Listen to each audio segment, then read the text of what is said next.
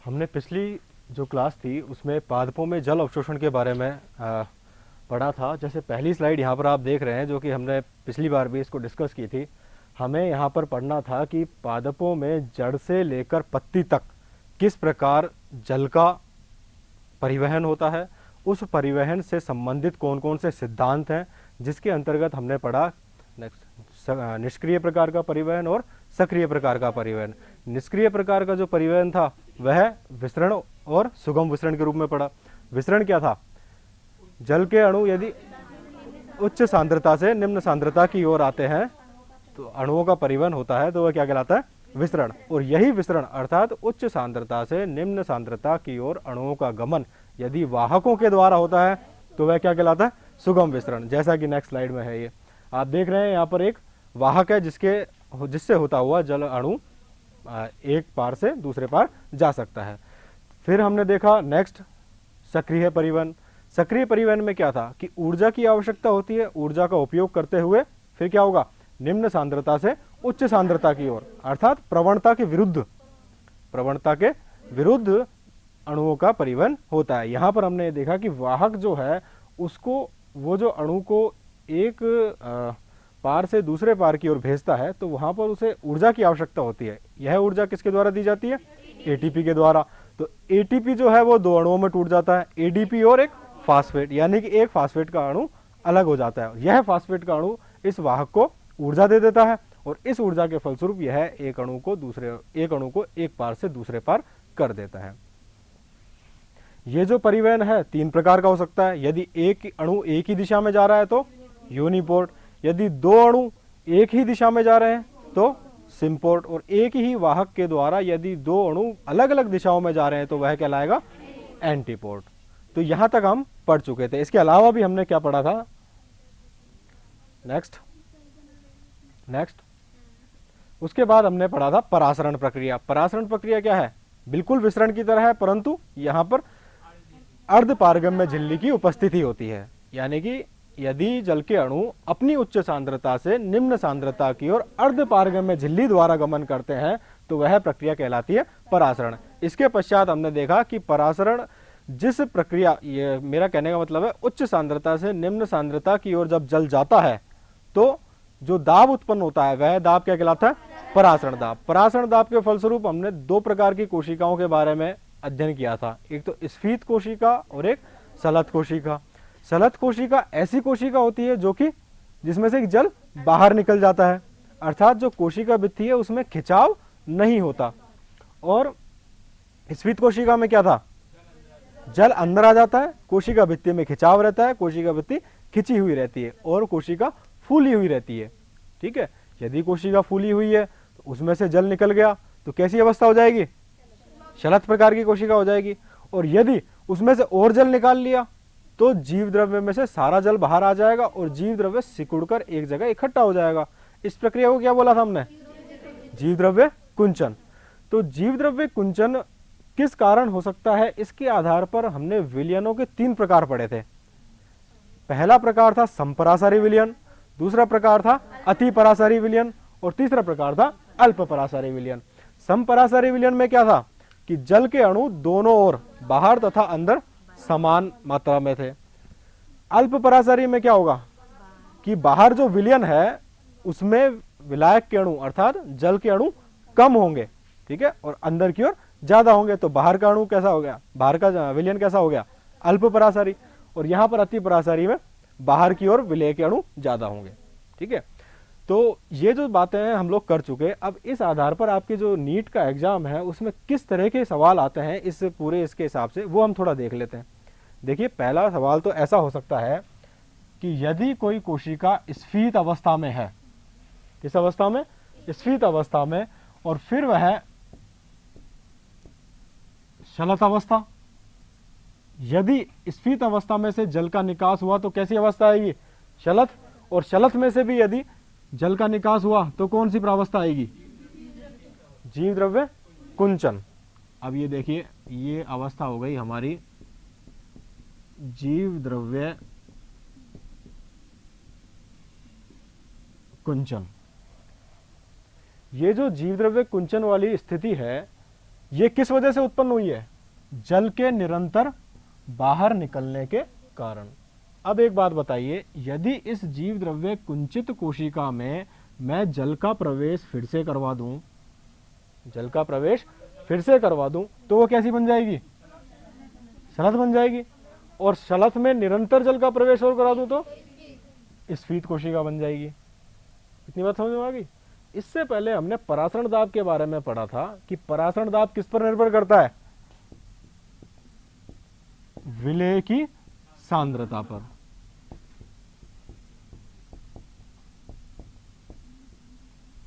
मान लीजिए एक कोशिका में जिसका नाम है ए और दूसरी कोशिका है बी, इसमें विलेय की सांद्रता उच्च है और इसमें विलेय की सांद्रता निम्न है। तो बताइए जल का प्रवाह किधर होगा? नहीं, विलेय की सांद्रता ए में उच्च है तो कि कहां होगा? यानी कि यहां पर जल के अणु तो ज्यादा है और विलेय के अणु कम है। देखिए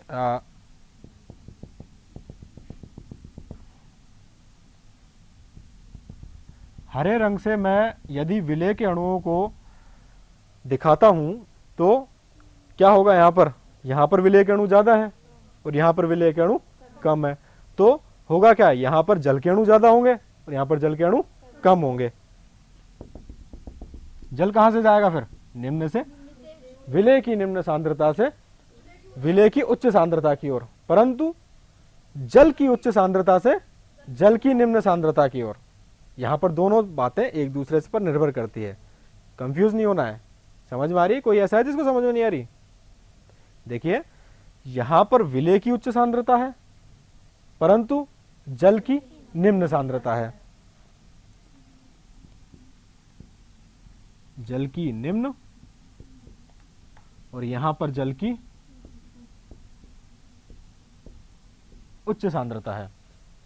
अर्थात जल अपनी उच्च सांद्रता से निम्न सांद्रता की ओर जाएगा परंतु विलेय की निम्न सांद्रता से विलेय की उच्च सांद्रता की ओर जाएगा। समझ आई बात? नहीं आई बात समझ में? चलो कोई नहीं, कल जो हमने उदाहरण लिया था उसी के बारे में फिर से बात करते हैं।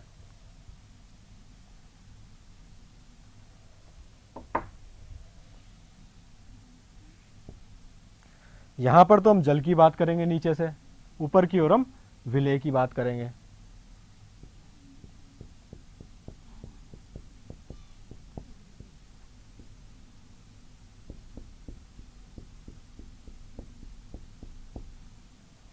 जल के अणु समान है, ठीक है, और यहां पर ये भी विलेय के अणु आ गए। मान लीजिए बी कोशिका में जल के अणु हैं 100 अणु। कितने अणु है? 100। और विलेय के अणु हैं यहां पर 5। कुल कितने हुए? 105। मान लीजिए 105 अणु मिलकर 10 ml विलयन बनाते हैं। कितना? 10 ml। और इन दोनों कोशिकाओं की क्षमता बराबर है, अर्थात इस कोशिका में भी अधिकतम स्फीत अवस्था में 10 ml विलयन आ सकता है और इस कोशिका में भी अधिकतम कितना आ सकता है? 10 ml का तात्पर्य कितने अणु है? 105 अणु। ठीक है। अब यहां पर तो हमने देखा कि जल के 100 अणु हैं और विलेय के 5 अणु हैं। मान लीजिए कोशिका ए में विलेय के अणु हुए 20, ठीक है, और जल के अणु कितने रहेंगे फिर 105 में से?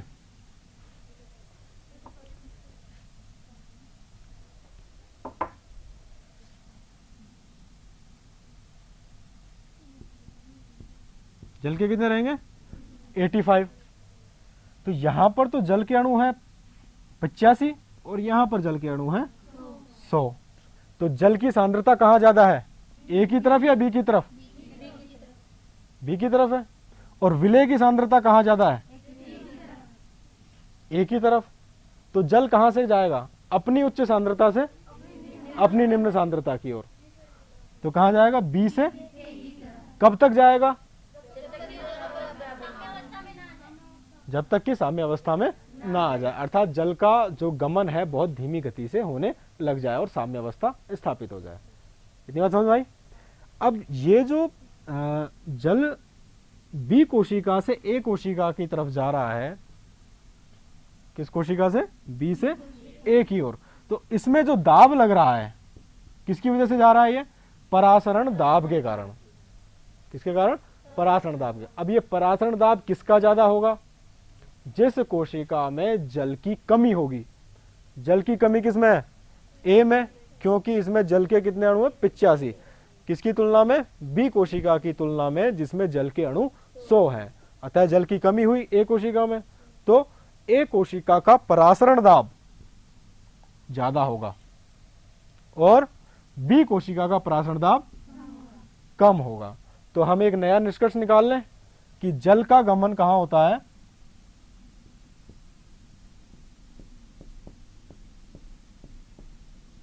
उच्च परासरण दाब की ओर। कहां होगा? जल का गमन उच्च परासरण दाब की ओर होगा। और उच्च परासरण दाब किस कोशिका का होगा? जिसमें जल की कमी होगी और विलेय की अधिकता होगी। तो हम एक नया नियम निकाल लें कि विलेय की सांद्रता अधिक होने पर उच्च परासरण दाब होगा। लिख लें यहां पर।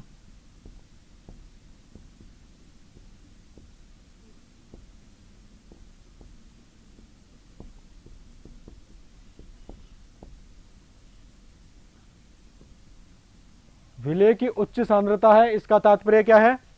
परासरण दाब उच्च है और जल किधर जाएगा? उच्च परासरण दाब की ओर ही जाएगा। कहां से? निम्न से। निम्न से उच्च परासरण दाब की ओर जल जाएगा। तो एक बात हम ये अब लेके चल रहे हैं कि यदि किसी कोशिका में विलेय की सांद्रता ज्यादा है तो उस कोशिका में जल प्रवेश करेगा। ठीक है?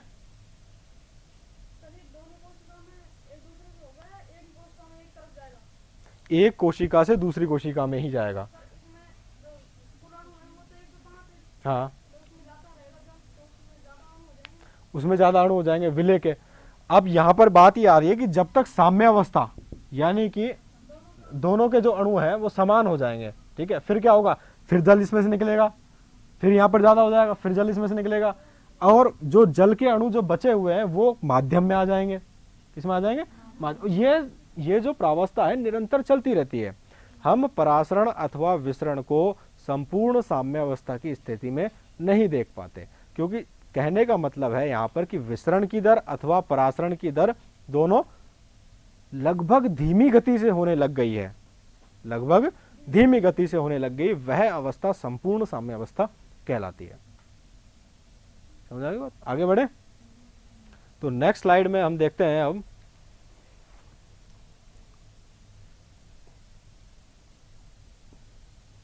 नेक्स्ट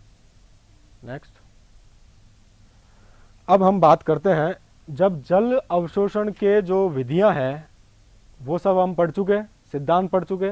हमें आज इतना पता है कि उच्च परासरण दाब अथवा विलेय की उच्च सांद्रता की ओर जल का गमन होगा। ठीक है, आगे बढ़े। अब बात ये आती है कि जो इतना बड़ा जो वृक्ष है, हमने बड़े बड़े वृक्ष देखे,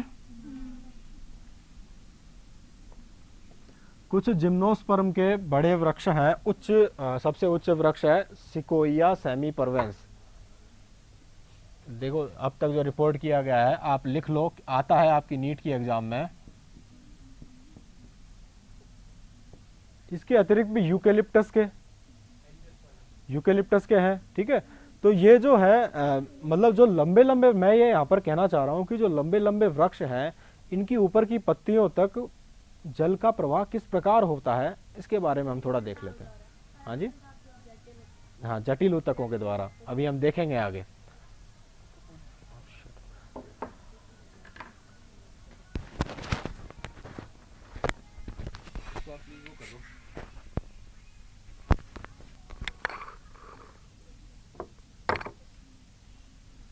अब मैं क्या कहना चाह रहा था कि जो लंबे लंबे वृक्ष हैं इनमें जल का अवशोषण किस प्रकार होता है और दूसरा जल का परिवहन कैसे होता है।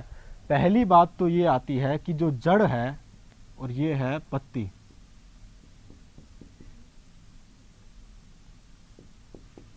उच्चतम जो पर्ण है और निम्नतम ये क्या है, जड़, तना और पर्ण, पत्ती। पहली बात तो सबसे पहली बात हमें समझने की है कि ये जो जड़ है मृदा में उपस्थित जल को किस प्रकार ग्रहण करती है। सबसे पहली बात तो मृदा में जो जल है वह जड़ के द्वारा किस प्रकार ग्रहण किया जाता है और उसके पश्चात वह जो अवशोषित जल है वह किस प्रकार पर्ण तक पहुंचता है। तो हम इसे दो प्रकार से पढ़ेंगे। पहली बात तो मृदा जल का जड़ द्वारा अवशोषण और उसके पश्चात अवशोषित जल का पत्ती की ओर परिवहन।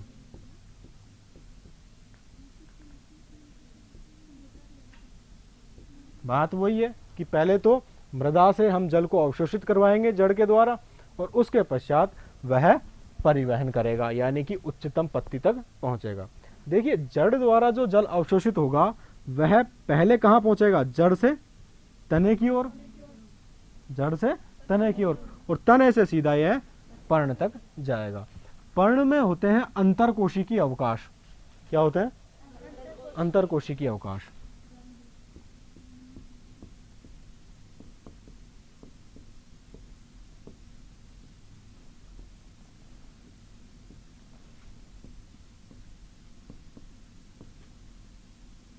ये अंतरकोशिकीय अवकाश आगे जाकर रंध्र में खुलते हैं।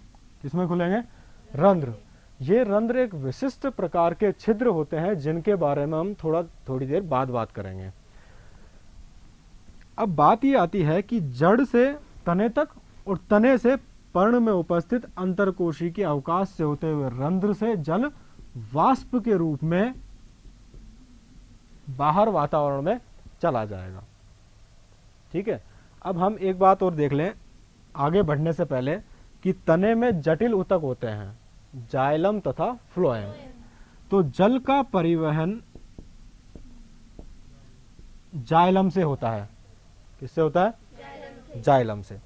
परंतु अब बात यह है कि जो जड़ है यह जल अवशोषित करके इस जड़ में से जल कहां तक पहुंचे, पहले तो तने के निचले स्तर पर, जाइलम पर कहां पहुंचे, फिर जाइलम तो सतत रूप से जल को प्रवाहित कर देगा कहां, पर्ण की ओर। तो हमारे पास टास्क क्या है कि पहले जल को जड़ द्वारा अवशोषित कर जो जाइलम है वहां तक पहुंचाया जाए। जाइलम तने में उपस्थित रहेगा, जड़ में भी उपस्थित होता है परंतु जड़ और तना दोनों का जो जाइलम है वो यहां पर आकर मिलेगा यानी कि उनमें संरचनात्मक विशिष्टता आएगी। ठीक है, तो ये जो है जल का पहले इस जगह पर पहुंचना, उसके बाद ऊपर की ओर पहुंचना, यहां अवशोषण और ये परिवहन। तो हम मृदा जल को यहां तक पहुंचा लें पहले। ठीक है, तो बात करते हैं। सबसे पहले हम यह देख लें कि जल अवशोषण हेतु पादपों को मृदा से किस किस प्रकार के जल उपलब्ध होते हैं। मृदा में किस किस प्रकार का जल हो सकता है, लवणीय, अलवणीय। चलो उसके बारे में बात करेंगे बाद में। पहले ये देख लें कि मृदा में गुरुत्वीय जल,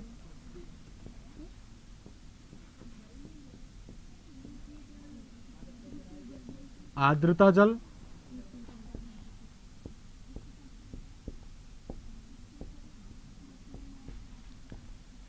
केशिका जल और रसायन बंधित जल।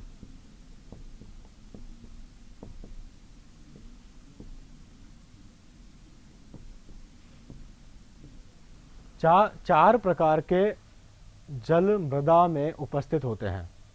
ये जो चार प्रकार के जल हैं किस प्रकार उपस्थित होते हैं हम देख लें।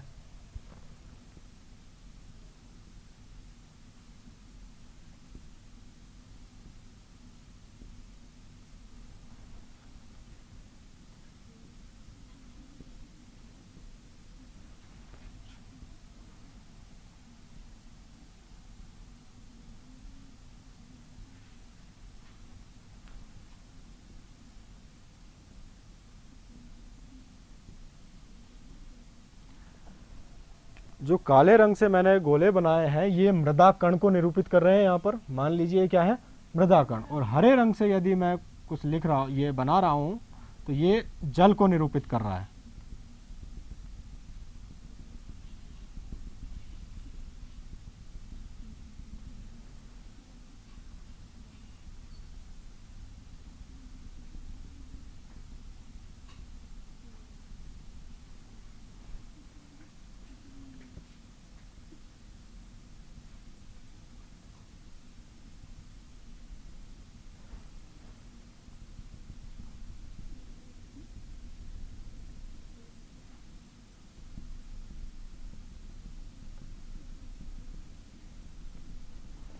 यहाँ पर आप देख रहे हैं कि जो मृदा जल है निम्न 4 रूप से पाया जा सकता है।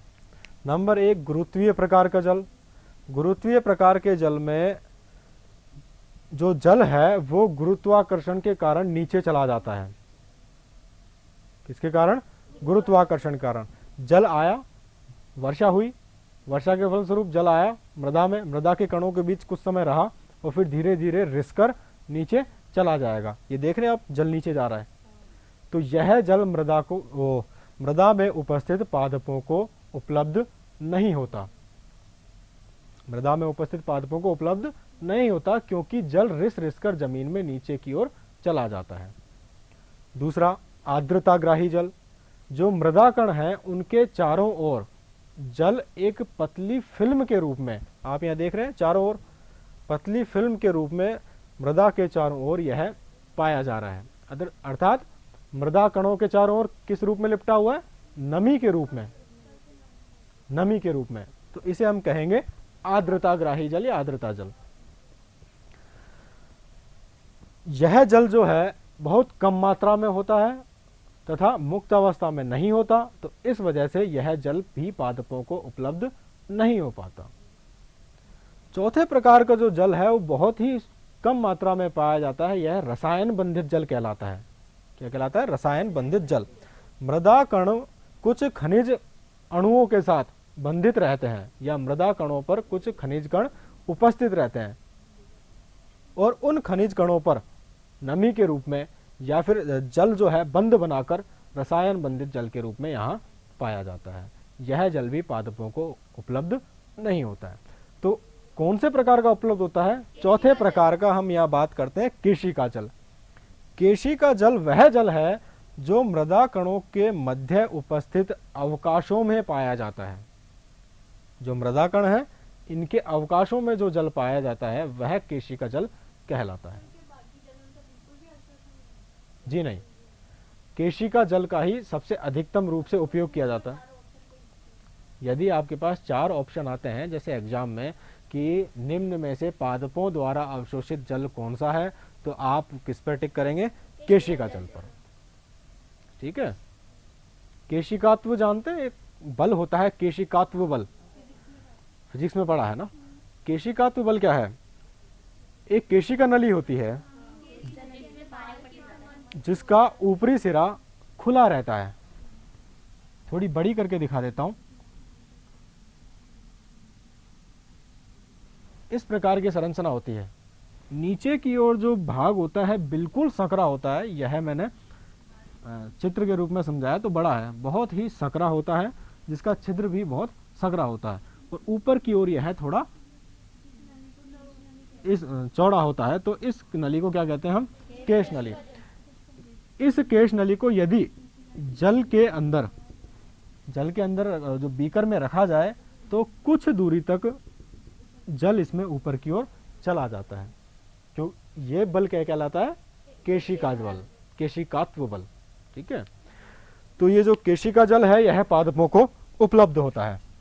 अब हम ये जान चुके हैं कि मृदा में उपस्थित केशिका जल पादपों द्वारा अवशोषित होता है। अब किस प्रकार अवशोषित होता है इसके बारे में देखते हैं। नेक्स्ट लाइन यहां पर देखिए, इसी में ही जो जड़ है इसके 4 भाग होते हैं, 4 भाग होते हैं। नंबर 1 मूल गोप, उससे ऊपर का क्षेत्र होता है विभाजन का क्षेत्र, उससे ऊपर का क्षेत्र होता है दीर्घीकरण क्षेत्र और उससे ऊपर का क्षेत्र होता है परिपक्वन क्षेत्र। मूल गोप एक छोटी टोपी नुमा संरचना है जो कि मूल के अन्य मृदा कणों से रगड़ने पर उसकी सुरक्षा करती है, रगड़ खाने से सुरक्षा करती है। अर्थात यह जो वृद्धि बिंदु है, वृद्धि बिंदु की सुरक्षा कौन करता है? मूल गोप। और वृद्धि बिंदु का जो मुख्य कार्य है वह है विभाजन का कार्य है। विभाजन के फलस्वरूप कोशिकाएं अपनी संख्या में वृद्धि करती हैं। तो यह जो क्षेत्र है मूल गोप से ऊपर का कहलाता है विभाजन का क्षेत्र। इस क्षेत्र में कोशिकाएं लगातार विभाजित होती रहती हैं। विभाजन के फलस्वरूप कोशिकाएं संख्या में वृद्धि करेंगी। उसके ऊपर का जो क्षेत्र होगा, यहाँ की कोशिकाएं चूंकि अब विभाजित हो चुकी हैं पूरी तरीके से, तो यह अपने आकार तथा आमाप में वृद्धि करती हैं। तो क्या होता है? दीर्घीकरण। तो इस क्षेत्र को क्या बोल दिया हमने? कोशिका दीर्घीकरण क्षेत्र। कोशिका दीर्घीकरण क्षेत्र से ऊपर की जो कोशिकाएं होती है यह संपूर्ण रूप से परिपक्व हो चुकी होती हैं। तो इस क्षेत्र को कहते हैं परिपक्वन क्षेत्र। याद रहे, परिपक्वन क्षेत्र में मूल रोम पाए जाते हैं। मूल रोम एक कोशिकीय होते हैं। नीट की एग्जाम के लिए दो चीजें याद रख लो। मूल रोम कैसे होते हैं? एक कोशिकीय, तथा मूल रोम मूल के परिपक्वन क्षेत्र में उपस्थित होते हैं। यदि कोई सवाल आता है कि निम्न में से किस क्षेत्र में मूल रोम उपस्थित होते हैं, तो आप किस पर टिक करेंगे? परिपक्वन क्षेत्र में। परिपक्वन क्षेत्र में संवहन ऊतक पूर्ण रूप से निर्मित होता है। और संवहन ऊतक कौन से होते हैं? जाइलम तथा फ्लोएम। मूल संरचनात्मक विभेदन हम पढ़ चुके, और इससे हमें यह मालूम होता है कि जो जल अवशोषण के अंग हैं, जो कि वास्तव में क्या है? मूल में उपस्थित मूल रोम कहां पाए जाते हैं? मूल की परिपक्वन क्षेत्र में। आगे चलें। अब इस मूल रोम की संरचना, कहने का तात्पर्य है कि जल जो यहां उपस्थित है, यह जो केशिका जल है मृदा कणों के मध्य, यह केशिका जल इस मूल रोम से होता हुआ इस संवहन ऊतक तक कैसे पहुंचे, और यह संवहन ऊतक आगे जाकर किससे जुड़ जाएगा? तने के संवहन ऊतक से, तने के जाइलम से। यानी कि जल मृदा से होता हुआ मूल रोम, मूल रोम से होता हुआ अन्य क्षेत्रों से होता हुआ मूल के संवहन ऊतक अर्थात मूल के जाइलम तक पहुंचेगा, और फिर मूल के जाइलम से वह तने के जाइलम में जाएगा। तने के जाइलम से पत्ती तक जाना परिवहन, और यहां से मूल रोम से जड़ के जाइलम तक जाना अवशोषण। कैसे होता है? नेक्स्ट स्लाइड में देखते हैं। देखिए, यह जड़ की मैंने अनुप्रस्थ काट ली। क्या काट ली? अनुप्रस्थ काट। अब इस काट में हमें कुछ क्षेत्र पता लगेंगे। बाहर की ओर तो मूल रोम था जी, केवल मूल रोम से ही जल का अवशोषण होता है। ठीक है। बाकी भाग जो है मूल रोम को निर्मित करने में सक्षम होते हैं। हमने नीचे देखा मूल गोप का कार्य क्या है? सुरक्षा प्रदान करना।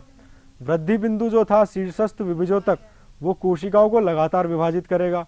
फिर जब कोशिकाएं परिपक्व हो जाएंगी तो उनसे एक कोशिकीय ऊर्ध्व निकलेंगे, जिन्हें हम मूल रोम कहते हैं। ये मूल रोम जल का अवशोषण करने में सक्षम होते हैं। एक बात और, मूल रोम, ये जो आपने सवाल पूछा, इसको दूसरे तरीके से अगर आप पूछते तो उसका जवाब ये होता, बहुत ही अच्छा सवाल है ये, क्योंकि मूल रोम के चारों ओर की जो भित्ति होती है, जो कोशिका भित्ति होती है, उस पर बाहरी जो पदार्थ होते हैं जैसे कि लिग्निन, सुबेरिन इत्यादि का जमाव कम होता है, जिसके कारण इसकी भित्ति लचीली होती है और जल आसानी से प्रवेश कर देता है। तो मूल रोम की जो भित्ति होती है कैसी होती है? लचीली होती है तथा कोमल होती है, जिसकी वजह से जल आसानी से प्रवेश कर जाता है। जी, इसे दोबारा बोलूं? लिखोगे? अच्छा, लिख लीजिए कि मूल रोम के चारों ओर की कोशिका भित्ति लचीली, कोमल तथा पतली होती है। कोमल तथा पतली होती है, जिसके कारण जल आसानी से अवशोषित हो जाता है। लिग्निन तथा सुबेरिन का जमाव कम होता है।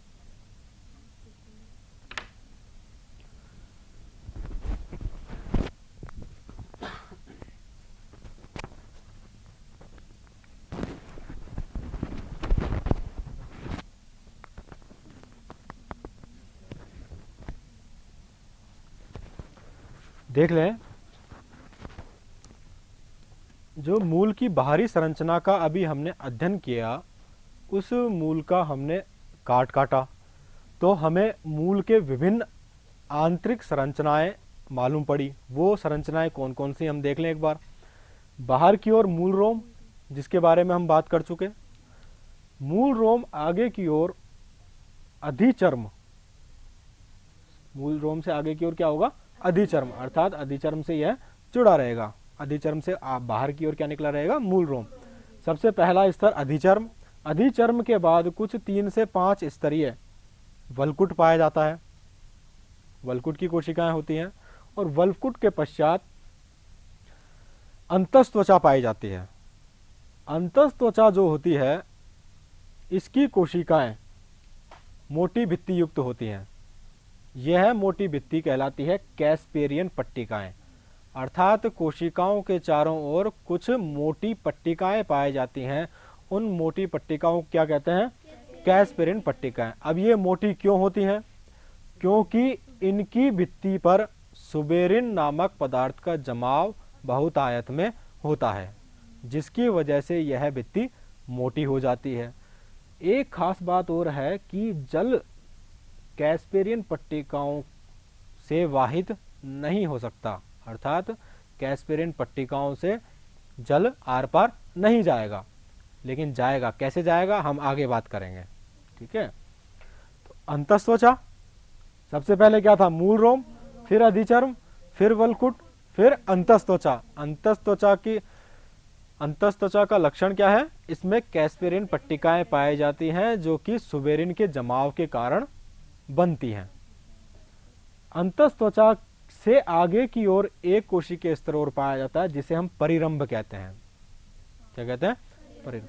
परिरंभ जाइलम तथा फ्लोएम को चारों ओर से घेरे रखता है। परिरंभ का कार्य क्या है? वो जाइलम और फ्लोएम को चारों ओर से घेरे रखेगा। और अंत में फ्लोएम बाहर की ओर, अंदर की ओर जाइलम। ये देखिए जाइलम है, और ये जो छोटे छोटे गुच्छे दिखाई दे रहे हैं आपको, ये फ्लोएम के हो गए, और ये जाइलम दिखाई दे रहा है। दिखाई दे रहा है जाइलम। बाहर की ओर जो जाइलम है ये छोटा है, अंदर की ओर जो जाइलम बड़ा है। दिख रहा है आप लोगों को? दिख रहा है ना? तो ये जो अंदर की ओर का जाइलम है, यह कहलाता है मेटाजाइलम। क्या कहलाएगा? मेटाजाइलम। और बाहर की ओर का जाइलम प्रोटोजाइलम। यह तने के जाइलम की जड़ के जाइलम की विशेषता है। किसकी विशेषता है ये? अर्थात प्रोटोजाइलम किधर रहेगा? बाहर की ओर। नीट के एग्जाम में ये सवाल आता है कि बाहर की ओर कौन सा रहेगा? किसमें? जड़ में। जड़ में प्रोटोजाइलम बाहर की ओर होगा, जबकि तने में प्रोटोजाइलम अंदर की ओर होगा, यानी कि मेटाजाइलम बाहर की ओर होगा। इतनी बात आ गई? बात समझ में? तो हमने संरचना देखी मूल की। बाहर की ओर मूल रोम, फिर अधिचर्म, फिर वल्कुट, उसके पश्चात अंतस्त्वचा, अंतस्त्वचा के पश्चात परिरंभ, और परिरंभ के पश्चात जाइलम तथा फ्लोएम। और जल का परिवहन किसके द्वारा होगा? जाइलम के द्वारा। यानी कि जल को मूल रोम से प्रवेश करना है और कहां तक पहुंचना है? जाइलम तक। अब इधर देखते हैं हम।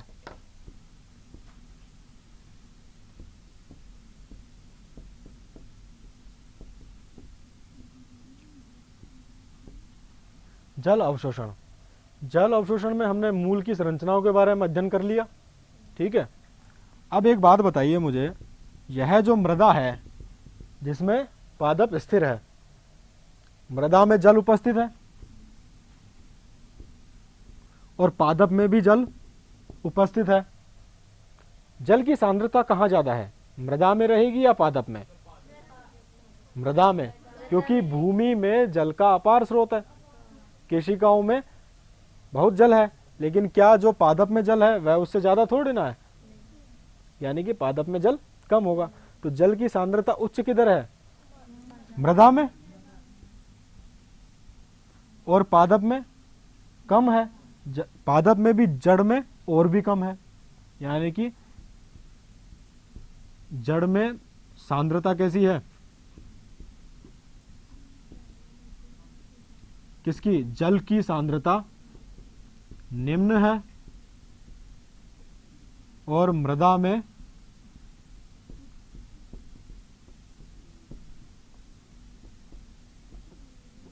जल की सांद्रता उच्च है। तो परासरण दाब किसका ज्यादा होगा, जहां पर जल की सांद्रता कम है तो वहां पर परासरण दाब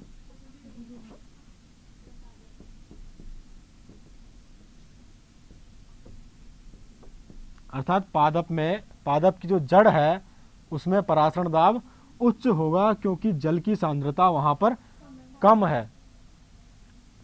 मृदा में परासरण दाब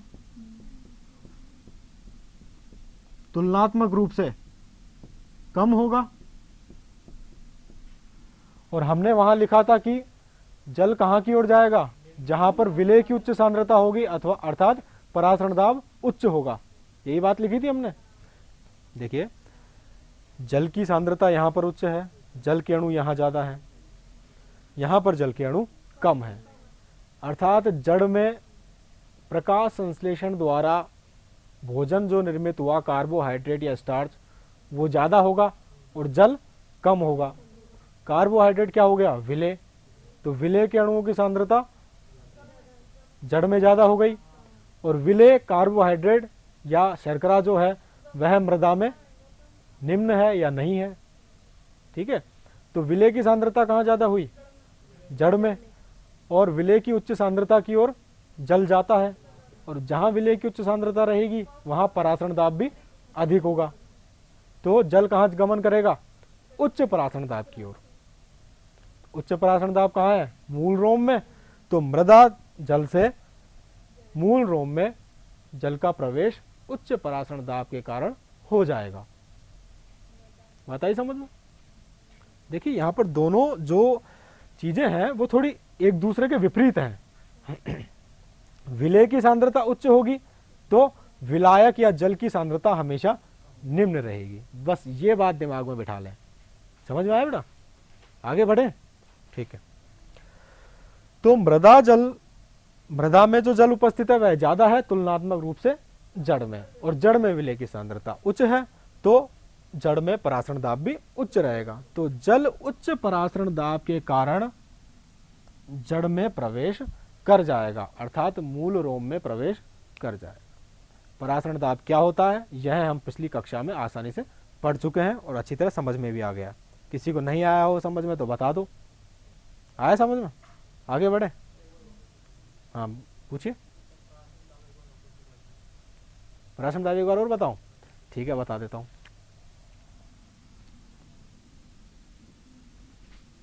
ये जड़ कोशिका है या मूल रोम, ठीक है, थोड़ा ध्यान से देखेंगे हम। मूल रोम, यह बाहर कोई जल स्रोत है, जल स्रोत है। अभी बता, ये जड़ का मूल रोम है, और मूल रोम में जल के साथ साथ प्रकाश संश्लेषण द्वारा निर्मित विलेय के अणु अर्थात स्टार्च उपस्थित है, तथा जल की मात्रा यहां पर कम है। विलेय की सांद्रता अर्थात कार्बोहाइड्रेट या स्टार्च की सांद्रता यहां पर अधिक होने के कारण परासरण दाब उच्च है, और बाहर जल उपस्थित है। हमने बात की थी पहले कि जल कहां गमन करेगा, उच्च परासरण दाब की ओर, तो जल इसके अंदर परासरण दाब के कारण प्रवेश कर जाएगा। देख रहे हैं आप, कर गया प्रवेश। ये कोशिका आप कैसी हो जाएगी, स्फीत हो जाएगी, अर्थात फूल जाएगी। ठीक है, इतनी बात समझ में आई। अब आ गया समझ में परासरण दाब यदि उच्च होगा तो जल उदर की ओर गमन करेगा। चले आगे। अब देखिए, जल उच्च परासरण दाब के कारण मूल रोम की कोशिका में प्रवेश कर चुका है। अब यह मूल रोम की जो कोशिका है वह कौन सी है? अधिचर्म। अधिचर्म में गया। अब अधिचर्म से हमें आगे की ओर जाइलम तक जल को पहुंचाना है। देखिए, जो जल है वह अधिचर्म से जाइलम की ओर दो तरीके से गमन कर सकता है। या तो वह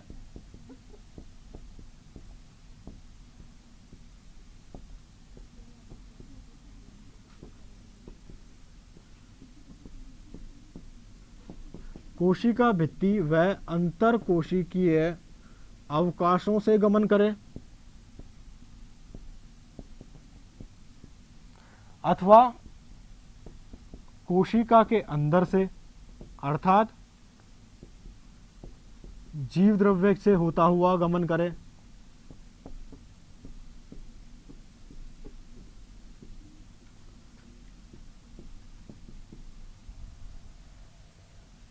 दो तरीके हैं हमारे पास।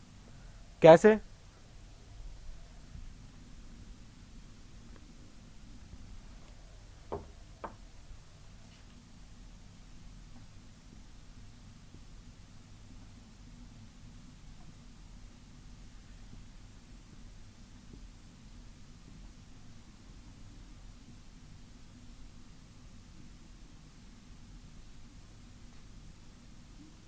ये कोशिकाएं हैं, एक ऊतक है, मृदा का ऊतक है, वो सॉरी जड़ का ऊतक है, मूल का ऊतक है।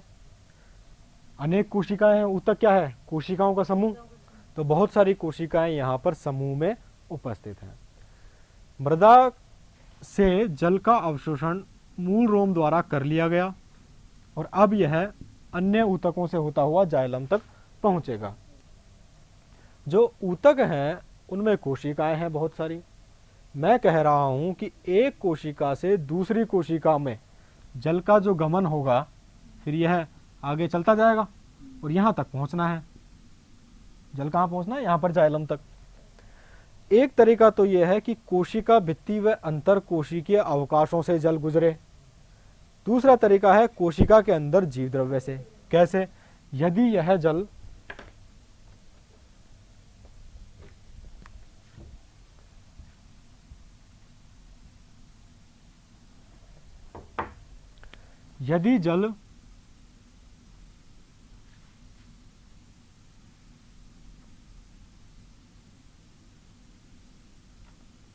ऐसे जाए, अर्थात यह कोशिका भित्ति के बीच में से जा रहा है, कोशिका भित्ति से होते हुए जा रहा है, अथवा अंतर कोशिकीय अवकाशों से होता हुआ जा रहा है। एक तरीका यह हुआ। दूसरा तरीका हुआ हमारे पास कि यह कोशिकाओं के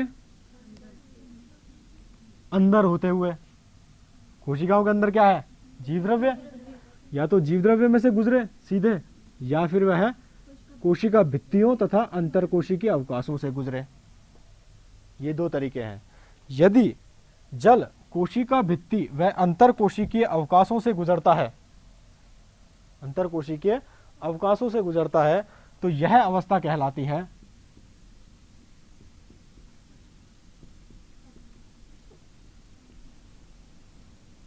एपोप्लास्टिक मार्ग। यह मार्ग कौन सा होगा? एपोप्लास्टिक मार्ग। और यदि यह जीव द्रव्य से होते हुए जाता है तो यह होगा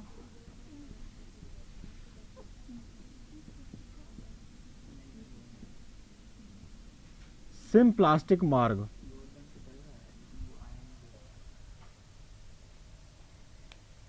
बेटा यहां पर एक बात ध्यान देने योग्य है कि जो कोशिका भित्ति होती है वह जीवित नहीं होती, अर्थात उसमें जीव द्रव्य नहीं पाया जाता। कोशिका भित्ति विभिन्न पदार्थों के निक्षेपण से बनी होती है, अर्थात कोशिका भित्ति मृत प्रकार की होती है। कोशिका भित्ति सिर्फ और सिर्फ पादपों में पाई जाती है। जंतु कोशिकाओं में कोशिका भित्ति नहीं पाई जाती। तो हम यह नहीं कह सकते कि सभी जीवों में, ठीक है। तो जो भी पादप होगा, जो भी कोशिका भित्ति होगी, वह हमेशा मृत प्रकार की होगी, अर्थात वह सिर्फ पदार्थों या तत्वों के निक्षेपण से बनी होगी, चाहे वह तने की हो, चाहे वह जड़ की हो। अब बात ये आती है किससे बनी होती है कोशिका भित्ति। तो ये हम देख लें कि सेल्यूलोज की बनी होती है, जिसमें 3 स्तर होते हैं। एक तो कैल्शियम तथा मैग्नीशियम व पैक्टेट के अणु तथा सेल्यूलोज की मुख्यतः कोशिका भित्ति बनी होती है। ये आप लिख लीजिए, कोशिका भित्ति कैल्शियम मैग्नीशियम पैक्टेट के अणु तथा सेल्यूलोज व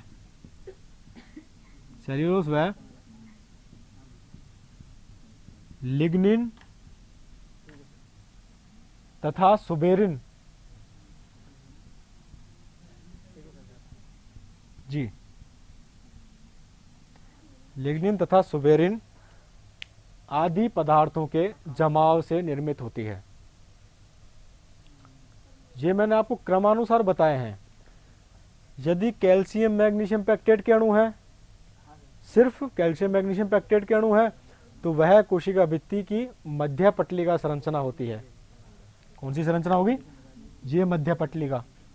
अब इसके चारों ओर यदि सेल्यूलोज जुड़ जाए, सेल्यूलोज का जमाव हो गया दोनों तरफ, तो यह हो गई प्राथमिक कोशिका भित्ति। यदि इसके चारों ओर लिग्निन तथा सुबेरिन का निक्षेपण हो जाए, तो यह द्वितीयक प्रकार की कोशिका भित्ति हो गई। यहां पर सेल्यूलोज से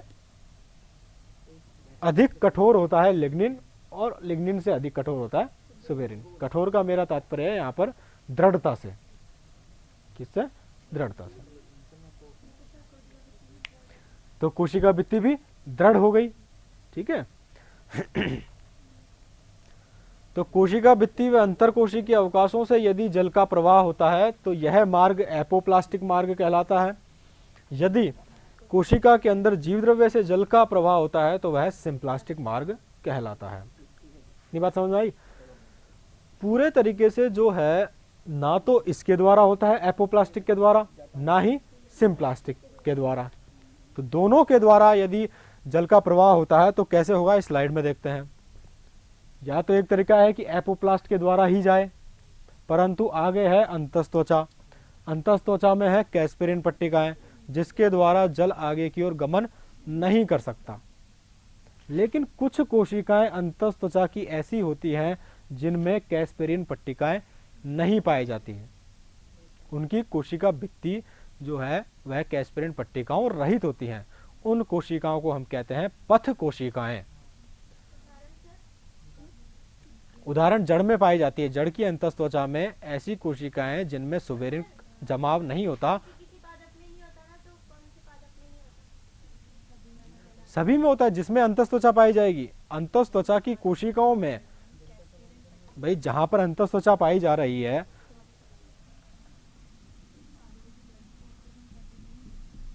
ये अंतस्त्वचा है।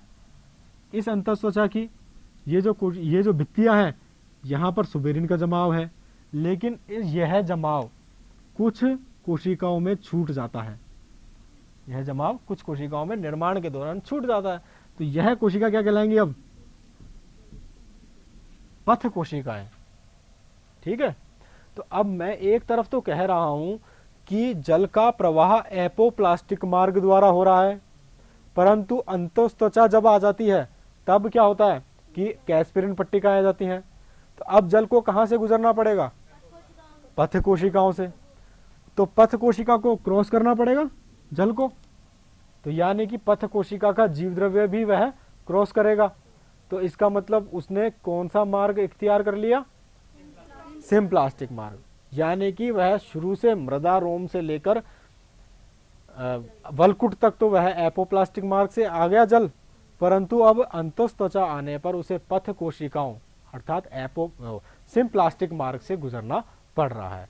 तो कहने का तात्पर्य क्या हुआ, निष्कर्ष क्या निकाला हमने कि जल का मृदा से अवशोषण होकर जड़ के जाइलम तक एपोप्लास्टिक तथा सिम्प्लास्टिक दोनों मार्गों से जल का गमन होता है। ठीक है, इतनी बात समझ में आई। नेक्स्ट देखें। देखिए नेक्स्ट में मैं इसको एक बार स्लाइड के रूप में दिखा देता हूं। एपिडर्मिस से लेके जब तक एंडोडर्मिस नहीं आती है तब तक एपोप्लास्ट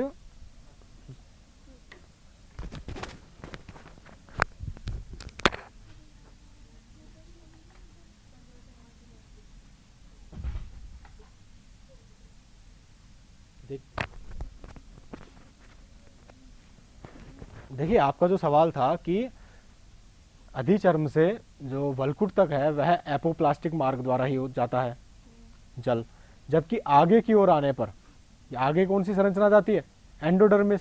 अब चूंकि मैं बता चुका हूं कि उस स्तर में जो कोशिकाएं होती है उनमें सुबेरिन का अत्यधिक जमाव होता है, तो उस सुबेरिन के जमाव के कारण जो पट्टिकाएं बनती है वह पट्टिकाएं कहलाती हैं कैस्पेरिन पट्टिकाएं। अब जो कैस्पेरिन पट्टिकाएं हैं ये जब निर्माण हो रहा होता है उस दौरान कुछ कोशिकाओं से छूट जाती हैं, तो वह कोशिकाएं क्या कहलाती हैं, पथ कोशिकाएं। तो पथ कोशिका को तो क्रॉस करना होगा उसे, जल को कहां तक पहुंचने के लिए, जाइलम तक पहुंचने के लिए, तो क्या होगा, वह सिम्प्लास्टिक प्रकार का मार्ग होगा। ठीक है, तो कहने का मतलब यह है कि ना तो जल संपूर्ण रूप से सिम्प्लास्टिक मार्ग द्वारा जा सकता है और ना ही वह एपोप्लास्टिक मार्ग द्वारा जा सकता है। Play the video. चलिए इतनी बात समझ में आई कि जल का अवशोषण एपोप्लास्टिक अथवा सिम्प्लास्टिक मार्ग द्वारा होता है। अब बात ये आती है जल का परिवहन जड़ से लेकर तने के जाइलम तक जाएगा और तने के जाइलम से होता हुआ वह बाहर निकल जाएगा। शुरू से सिम्प्लास्टिक मार्ग से भी जा सकता है, परंतु उसे कहीं ना कहीं अंतरकोशी के अवकाशों से गुजरना पड़ेगा, अंतरकोशी के अवकाशों से गुजरना पड़ेगा। यह जो प्रावस्था है कौन सा, सिम्प्लास्टिक मार्ग, यह ज्यादा आसान है जल के अणु के लिए। क्यों जल के अणु के लिए, क्यों, क्योंकि उसको परासरण दाब का सामना नहीं करना पड़ रहा। यहां पर जब सिम्प्लास्टिक मार्ग से जाएगा तो एक कोशिका से जल फिर से दूसरी कोशिका की कोशिका कला को भी उसको जाना पड़ेगा। तो यहां पर देखिए आप इस वीडियो में, यहां पर ये जल के अणु जा रहे हैं, जल के अणु जा रहे हैं, ये कोशिकाएं हैं, कोशिकाओं के मध्य में से जा रहा है, ये अंतर कोशिका अवकाश पॉज मध्य में से जा रहा है। तो यह जो प्रावस्था हो गई कौन सी हो गई, एपोप्लास्टिक, और यह जो प्रावस्था है यहां पर कोशिका के मध्य में से जा रहा है, तो यह प्रावस्था क्या हो गई, सिम्प्लास्टिक। दोनों ही प्रावस्थाओं से जल जा सकता है, परंतु जब अंतःत्वचा आएगी तो इसे क्या करना पड़ेगा, पथ कोशिकाओं को चूज करना पड़ेगा। तो पथ कोशिकाओं से क्या होगा, जल जीव द्रव्य से होकर जाएगा, तो फिर उस अवस्था में दोनों ही मार्ग उसे एक तरीके से अपना लिए गए। अब आप यहां देख रहे हैं कि बाहर की ओर जो है, बस ठीक है, यहाँ बाहर से जो मूल रोम से जल आया, फिर वह अब यह कॉर्टेक्स से गुजर रहा है, ये मूल रोम है, जल जा रहा है, कॉर्टेक्स से गुजर रहा है, कॉर्टेक्स की कोशिकाओं से निकला, यहाँ पर अंतःस्था से होते हुए परिरंभ, और यह यहाँ पर ये जो नीले रंग का दिखाई दे रहा है आपको, ये जाइलम है, यहाँ तक जल जा रहा है। ठीक, प्ले कर दीजिए। ये इस प्रकार यह पहुंचता रहता है, पहुंचता रहता है। अब ये जाइलम, जड़ के जाइलम में एकत्रित हो गया जल, जल कहाँ एकत्रित हो गया, जड़ के जाइलम में। ये देख रहे हैं आप, जाइलम, ये फ्लोएम, ठीक है, ये पेरिसाइकल और ये एंडोडर्मिस। ये एंडोडर्मिस की जो कोशिकाएं हैं, यहाँ पर कैस्पेरिन पट्टिकाएं हैं कोशिका भित्ति में, ये देखिए। तो ये जल ऐसे इस तरीके से निकलेगा, भित्ति पर तो एंडोडर्मिस है, तब ये अंदर की ओर से जाना पड़ा ना उसको, तो वह अवस्था क्या कहलाएगी, सिम्प्लास्टिक अवस्था। और वह कोशिकाएं कौन सी होती हैं, पथ कोशिकाएं अथवा पैसेज सेल्स।